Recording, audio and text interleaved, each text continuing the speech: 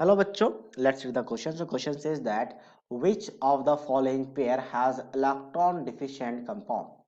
इनमें से कौन सा पेयर है जो इलेक्ट्रॉन डिफिशिएंट कंपाउंड है, हमें ये सिलेक्ट करना है। पहले कंपाउंड की बात करते हैं। सो इलेक्ट्रॉन डिफिशिएंट कंपाउंड उसे माना जाता है जिसके आउटरमोस्ट में आफ्टर बॉन्डिंग 8 इलेक्ट्रॉन से कम हो, लेस देन 8 इलेक्ट्रॉन हो, तो इसे हम इलेक्ट्रॉन हाइपोवैलेंट भी कंपाउंड कहते हैं। हाइपोवैलेंट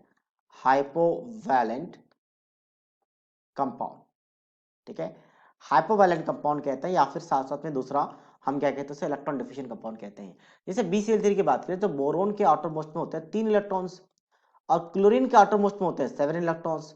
तो क्लोरीन तो अपना ऑक्टेट कंप्लीट कर लेगा, बट सारे ऐसे ही क्लोरीन, अब सभी में हम यहाँ पे इलेक्ट्रॉन्स नहीं दिखा रहे, बट सारे क्लोरीन अपना ऑक्टेट कंप्लीट कर लेगा। बट बोरोन के आउटर मोस्ट में 6 इलेक्ट्रॉन है, मतलब इलेक्ट्रॉन डिफिशिएंट हो चुके हैं।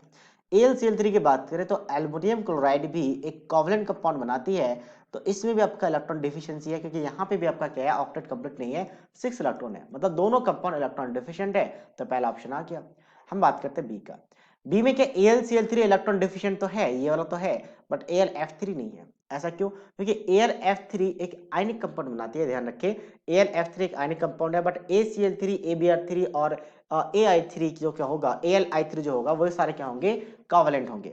और ये जो कॉन्सेप्ट है इलेक्ट्रॉन डिफिशिएंट का या हाइपोवैलेंट का, ये सिर्फ कोवलेंट कंपाउंड में ही वैलिड है, कोवलेंट कंपाउंड में, ठीक है, कोवलेंट कंपाउंड में वैलिड है। इसका मतलब यहाँ पे आपका कोई यहाँ पे डिस्कशन नहीं होगा। वैसे मैं बात करूँ तो एल्युमिनियम क्या करते हैं, 3 इलेक्ट्रॉन्स को लॉस करती है। लॉस करने के बाद इसका इलेक्ट्रॉनिक कॉन्फिगरेशन बन जाता है 1s2 2s2 and 2p6। Initially रहता है 3s2 एंड 3p1।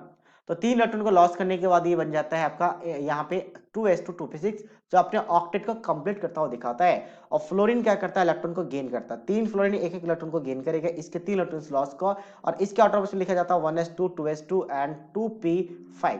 और आफ्टर गेनिंग ऑफ इलेक्ट्रॉन ये बन जाता है 2p6, मतलब दोनों का ऑक्टेट क्या है, कंप्लीट है। एटॉमिक नंबर की बात करें, इसका 13 और इसका 9 था, उसके बेसिस पे लिखा गया था।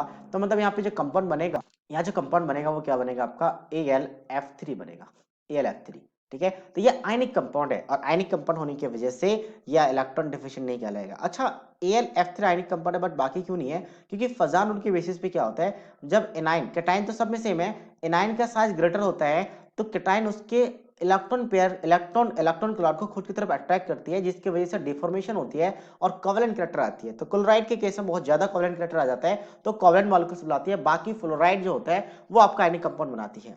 जैसे यहाँ पे अगर वैसे भी कोई भी कंपाउंड बना के देख लो, आपका ऑक्टेट कंप्लीट रहेगा। सल्फर के आटोम्स में 6 इलेक्ट्रॉन्स होते हैं, तो अगर इन्होंने 2 बॉन्डिंग भी दिखा दी, फिर भी ऑक्टेट इसका कंप्लीट रहेगा कुछ इस तरीके से। और अगर आयनिक कंपाउंड भी बनाते हैं, फिर भी आपका ऑक्टेट कंप्लीट, इलेक्ट्रॉन डिफिशिएंट नहीं है। ऐसे Cl2O, इसकी बात करें तो यहाँ पे भी वही सेम कंडीशन, ऑक्सीजन रहेगा सेंट्रल एटम, तो ऑक्सीजन और सल्फर सेम सेम ग्रुप का एलिमेंट है, तो इनमें अगर 2 बॉन्डिंग हो जाती है तो ऑक्टेट कंप्लीट हो जाता है इनका। तो इसका मतलब इसका भी ऑक्टेट कंप्लीट है। NaBH4, तो NaBH4 ऑप्शन डी की बात करें तो NaBH4 बेसिकली ब्रेक हो जाता है Na positive and BH4 negative.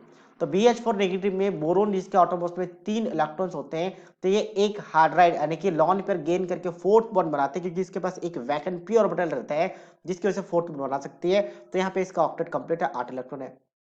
ICL की बात करते हैं तो हेलोजन के आउटरमोस्ट में 7 इलेक्ट्रॉन्स होते हैं, तो एक इलेक्ट्रॉन अगर ये शेयर कर ले तो इसका ऑक्टेट कंप्लीट हो जाता है, जो शुरू में भी डिस्कस किया था क्लोरीन के लिए।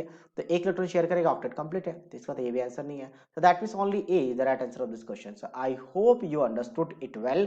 All the best.